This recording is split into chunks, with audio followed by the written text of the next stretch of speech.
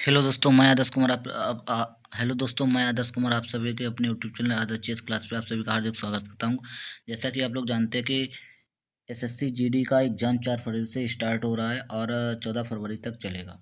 तो आप लोगों को एसएससी जीडी के कुछ इंपॉर्टेंट हिस्ट्री से मैं कुछ इंपॉर्टेंट क्वेश्चन लेके आया हूँ। तो आप लोग बताइए कि आपको लोगों के लिए कुछ इंपॉर्टेंट क्वेश्चन लेके आया हूँ। तो आप लोग आज बिना देरी के आज का पहले सेशन स्टार्ट करते हैं। तो और आज का हमारा पहला क्वेश्चन है, सिंधु सभ्यता का संबंध किससे है? तो आप लोग बताइए, क्या पहला ऑप्शन है आर्य से, दूसरा ऑप्शन है ऐतिहासिक युग से, तीसरा ऑप्शन है उत्तर ऐतिहासिक युग से, चौथा ऑप्शन है इनमें से कोई नहीं। तो आप लोग बताइए सिंधु सभ्यता का जो संबंध है वो किससे है? तो किससे है? आदि ऐतिहासिक युग से। इसका राइट ऑप्शन हो जाएगा वो वी हो जाएगा। वहीं के हम लोग अगले क्वेश्चन पे चलते हैं। तो हमारा अगला क्वेश्चन है, हड़प्पा नगर की खोज किसने की? हड़प्पा नगर की खोज जो थी वो किसने की? तो आप लोग पहला ऑप्शन बताइए दयाराम साहनी, दूसरा ऑप्शन है रविन्द्रनाथ सिंह, तीसरा ऑप्शन है एन एम मजूमदार और चौथा ऑप्शन है इनमें से कोई ना। तो और ये एसएससी सीजीएल 2024 में पूछा गया था। तो आप लोग बताइए, ये हड़प्पा नगर की खोज जो थी वो किसने की थी? तो इसका राइट आंसर क्या हो जाएगा? इसका राइट आंसर जो हो जाएगा ऑप्शन ए सही हो जाएगा, दयाराम शाहानी। ठीक है, वही हम लोग अगला क्वेश्चन पे चलते हैं कि तीसरा क्वेश्चन है, निम्न में से किसकी खेती हड़प्पावासी करते थे? तो निम्न में से किसकी खेती हड़प्पावासी करते थे? तो आप लोग बताइए, क्या पहला ऑप्शन है गेहूं, दूसरा ऑप्शन है कपास, तीसरा ऑप्शन है जौ और चौथा ऑप्शन है इनमें से कोई नहीं। और ये एसएससी एमटीएस 2024 में पूछा गया। तो आप लोग इसका राइट आंसर बताइए, क्या राइट आंसर होगा? किसकी खेती हड़प्पावासी करते थे? हड़प्पावासी देखो, गेहूं की भी खेती करते थे, कपास की भी करते थे और जौ की भी। तो इसमें राइट आंसर जो हो जाएगा वो डी ऑप्शन राइट हो जाएगा। वहीं हम लोग अगले क्वेश्चन पे चलते हैं। तो आज का और हमारा अगला क्वेश्चन होता है, हड़प्पा कालीन स्थल लोथल किस नदी के किनारे स्थित है? हड़प्पा कालीन जो स्थल थे उसमें लोथल जो था वो किस नदी के किनारे स्थित है? तो अब पहला ऑप्शन हमारा है सिंधु नदी, दूसरा है घाघर नदी, तीसरा उत्तर आंसर है भोगवा और चौथा ऑप्शन है रावी नदी। तो आप लोग इसमें राइट आंसर बताइए क्या हो जाएगा? तो इसमें जो हड़प्पा कालीन स्थल जो जगह है उसमें लोथल जो है वो किस नदी के किनारे स्थित है? तो आप लोग बताइए लोथल जो है वो किस किस नदी के किनारे? तो लोथल जो है वो भोगवा नदी के किनारे। इसका राइट आंसर हो जाएगा वो सी हो जाएगा। वहीं हम लोग अगले क्वेश्चन पे चलते हैं। क्या है? निम्न में से किस स्थान के उत्खनन में तांबे की मोहरें प्राप्त हुई? निम्न में किस स्थान के उत्खनन उत्खनन में तांबे की मोहरें प्राप्त हुई? तो पहला ऑप्शन है राखीगढ़ी, दूसरा ऑप्शन है हड़प्पा और तीसरा ऑप्शन है कालीबंगा और चौथा ऑप्शन है लोथल। और ये यूपीपी में पूछा गया। तो आप लोग बताइए निम्न में से किस स्थान में उत्खनन में तांबे की मोहरें प्राप्त हुई? तो इसका आप लोग राइट आंसर बताइए क्या होगा? तो कहाँ तांबे की मोहरें पाई गई थी? जो तांबे की मोहरें जो थी वो हड़प्पा में। इसका राइट आंसर हो जाएगा बी सही हो जाएगा। वहीं हम लोग अगले क्वेश्चन पे चलते हैं, छठे क्वेश्चन पे चलते हैं। तो क्या है?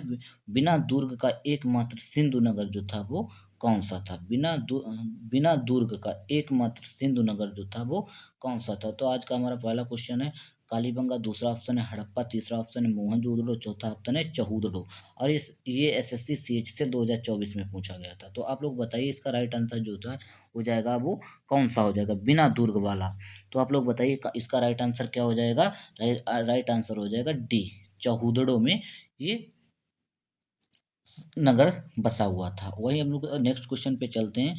सिंधु सभ्यता के शहरों में से कौन सा जल प्रबंधन के लिए जाना जाता है? जो सिंधु सभ्यता के शहरों में से कौन सा एक जो था वो जल प्रबंधन के लिए जाना जाता था? तो कौन कौन सा जाना जाता था? पहला ऑप्शन है लोथल, दूसरा ऑप्शन है हड़प्पा, तीसरा ऑप्शन है धौलावीरा और चौथा ऑप्शन है इनमें से कोई नहीं। तो आप लोग बताइए इसका राइट आंसर क्या हो जाएगा? सिंधु घाटी सभ्यता में के शहरों में कौन सा जल प्रबंधन के लिए जाना जाता था? तो आप लोग बताइए जल प्रबंधन के लिए कौन सा जाना जाता था?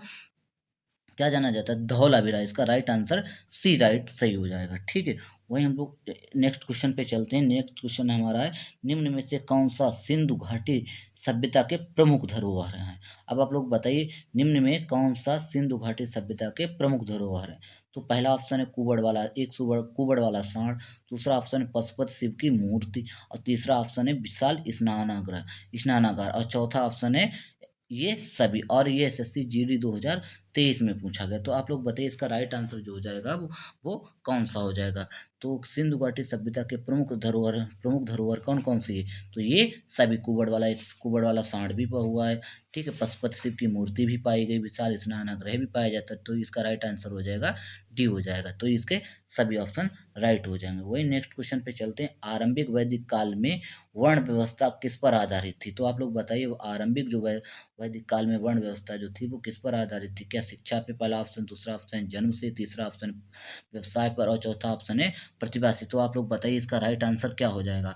तो आरंभ में जो थी आरंभिक वैदिक काल वर्ण व्यवस्था जो थी वो किस पर आधारित थी? किस पर आधारित थी? व्यवसाय पर आधारित थी, क्योंकि जो भी होता था वो व्यवसाय ही होता था। वही इसका राइट आंसर सी हो जाएगा। वही अगले क्वेश्चन पे चलते हैं। निम्न में कौन सा वेद कर्म कांड प्रधान है? तो आप लोग बताइए निम्न में जो था कौन सा वेद जो है वो कर्म कांड प्रधान है? पहला ऑप्शन है ऋग्वेद, दूसरा ऑप्शन है सामवेद, तीसरा ऑप्शन है अथर्ववेद, चौथा ऑप्शन है यजुर्वेद। तो आप लोग इसका राइट आंसर बताइए। क्या मैं पूछा है निम्न में कौन सा वेद कर्म कांड प्रधान है? तो इसका राइट आंसर क्या हो जाएगा? इसका राइट आंसर हो जाएगा यजुर्वेद। डी ऑप्शन राइट हो जाएगा। ठीक है, वही हम लोग अब नेक्स्ट क्वेश्चन पे चलते हैं। क्या हुआ क्या है? किस वेद को भारतीय संगीत का मूल कहा जाता है? क्या पूछा गया? किस वेद को भारतीय संगीत का मूल कहा जाता है? तो आप लोग इसका राइट आंसर बताइए। क्या पहला ऑप्शन है ऋग्वेद, दूसरा ऑप्शन है यजुर्वेद, तीसरा ऑप्शन है सामवेद, चौथा ऑप्शन है अथर्ववेद। तो अब आप लोग इसका राइट आंसर बताइए क्या हो जाएगा? तो इसका क्या पूछा गया? किस वेद को संगीत भारतीय मूल संगीत संगीत कहा गया? तो किसे कहा गया संगीत? किसे बताया गया था? सामवेद को बताइए। इसका राइट आंसर क्या हो जाएगा? सी हो जाएगा। वहीं हम लोग नेक्स्ट क्वेश्चन पे चलते हैं। किस वेद में सभा और समिति को प्रजापति की दो पुत्रियां कहा गया है? तो आप लोग क्या पूछा गया? किस वेद में सभा और समिति को प्रजापति की दो पुत्रियां कहा गया? तो आपको हमारा पहला ऑप्शन है ऋग्वेद, दूसरा ऑप्शन है सामवेद, तीसरा ऑप्शन है यजुर्वेद, चौथा ऑप्शन है अथर्ववेद। तो आप लोग बताइए क्या क्या पूछा है? किस वेद में सभा और समिति की प्रजापति की दो पुत्रियां कहा गया? तो किसे कहा गया है? अथर्ववेद। इसका राइट आंसर डी आंसर सही हो जाएगा। ठीक है, वहीं हम नेक्स्ट क्वेश्चन पे चलते हैं। क्या है? किस वेद में जादुई माया और वशीकरण का वर्णन किया जाता है? तो आप लोग बताइए ये जो वेद कितने होते हैं?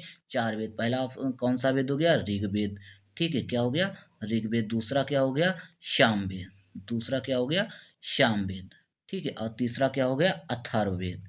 क्या हो गया? अथर्ववेद। ठीक, और चौथा वेद हो गया यजुर्वेद। वेद कितने होते हैं? 4 होते हैं। वेद कितने होते हैं? 4। ठीक है, तो इसमें क्या पूछा गया है? किस वेद में जादुई माया और वशीकरण का वर्णन किया जाता है? तो किसमें वर्णन किया गया? तो इसका आप लोग राइट आंसर बताइए किसमें वर्णन किया जाता है? तो किसमें वर्णन किया जाता है? अथर्ववेद किसमें वर्णन किया जाता है? अथर्ववेद में। इसका राइट आंसर सी हो जाएगा। जादुई माया और वशीकरण का वर्णन जो होता है वो अथर्ववेद में किया जाता है।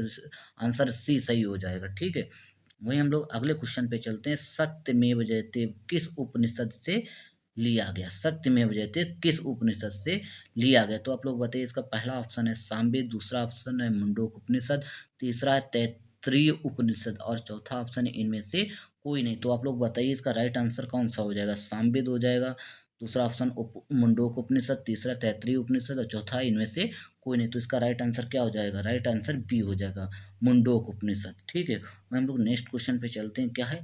अंग महाजनपद की राजधानी कहाँ थी? तो आप लोग बताइए अंग महाजनपद की राजधानी जो थी वो कहाँ थी? तो पहला ऑप्शन है वैशाली, दूसरा ऑप्शन है चंपा, तीसरा ऑप्शन है श्रावस्ती और चौथा ऑप्शन है कौशाम्बी। तो आप लोग बताइए अंग की जो राजधानी जो थी वो कहाँ बनी थी? अंग की राजधानी जो थी वो कहाँ बनी थी? चंपा बनी थी। दूसरा ऑप्शन क्या हो जाएगा? चंपा हो जाएगी। तो आप लोग बताइए कि ये कुछ हम इम्पोर्टेंट एसएससी जीडी को देखते हुए कुछ इम्पोर्टेंट क्वेश्चन लेके आए थे। तो आप लोग बताइए आप लोगों को क्वेश्चन कैसे लगे, और अगर आप लोगों को क्वेश्चन अच्छे लगे तो आप लोग कमेंट करके बताएं कि क्वेश्चन अच्छे लगे, और कमेंट में आंसर बताएं, और हमारे चैनल को लाइक और सब्सक्राइब कर लें ताकि हर एक नोटिफिकेशन आपको मिलते रहे। जय हिंद।